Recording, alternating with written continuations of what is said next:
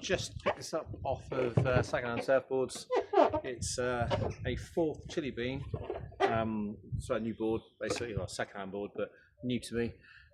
It's smaller than I'd normally go. It's 6'3" by 21 wide, and more importantly, it's a 40-litre volume. Okay, so what I'm going to do is I'm going to try and figure out that if this is going to be able to float me and be actually big enough for me to be able to paddle and paddle into waves and surf. Okay, so I can do a bit of maths around Archimedes Principle. Okay, so I need to establish whether or not my new board is going to be able to float me if I'm sat down on my board with my legs over the side, waiting for some waves. So forgive my rather basic diagram. I hope it kind of makes sense. So I'm going to put some force arrows on. So I have the combined weight of myself and my board acting downwards, which is approximately 100 kilos multiplied by G. Okay, and to balance that, hopefully we'll have sufficient buoyancy force or upthrust provided by Archimedes Principle. Now, Archimedes Principle basically states that the weight of water displaced by the object, in this case the surfboard that's floating, is equivalent to the buoyancy force. Now, I know that my board is 40 litres, so a fraction of that is going to be submerged. So I'm going to call my fraction that's submerged x, which should range between 0 and 1. i.e. all of it submerged or none of it submerged. Obviously that won't be the case on hopefully either side. So some fraction is going to be submerged. So the volume of water, which I'm going to call V subscript W, is going to be equal to that fraction of the 40 litres, which is 40x. Now the weight of the water acting downwards is going to be, acting upwards as the buoyancy force, the displaced water weight, FB, is going to be equal to the density of water, rho, with a little subscript W, multiplied by the volume of the water, and multiply that by G. So, our buoyancy force. Now, conveniently, density of water is actually 1 kilogram per litre by definition.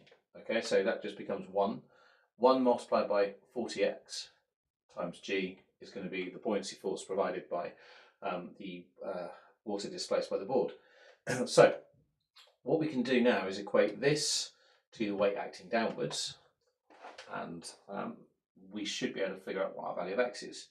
So I know that 40xg, which is the buoyancy force, must be at least equivalent to 100g.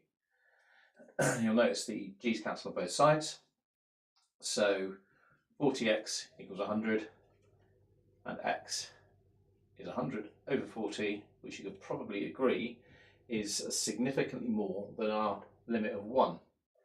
Okay, it's actually at 2.5.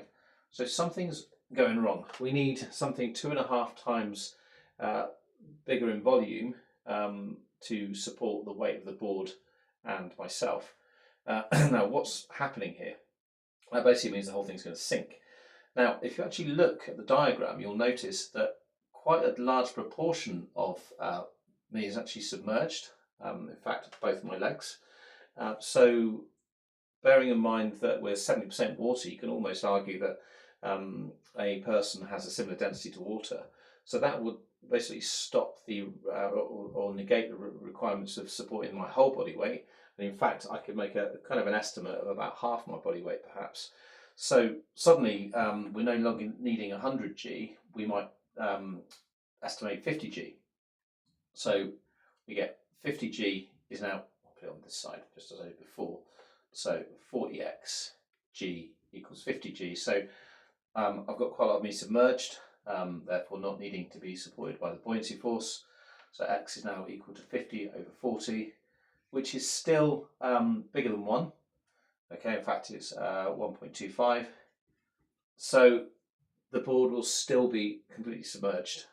So 40 litres, you might argue, is not quite enough to support me and the board weight.